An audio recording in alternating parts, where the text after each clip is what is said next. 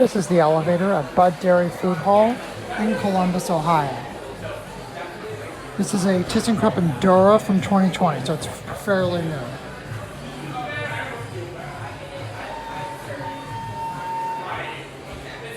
Is basement open? No.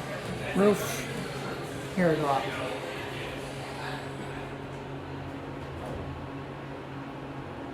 Not sure if this is Endura MRL or just a regular Endura.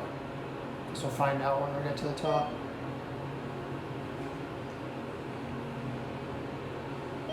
Here's the roof. I think that opens over here. Regular Endura, not MRL, no cabinet. Back to lobby.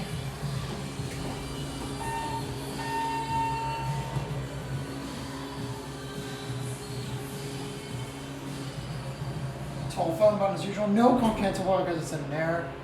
It's a 2010 code 5-star. Some basic gray, dark gray cab. Has the red indicator. The red LED indicator right with the white LED indicator with the red background. Here back to lobby.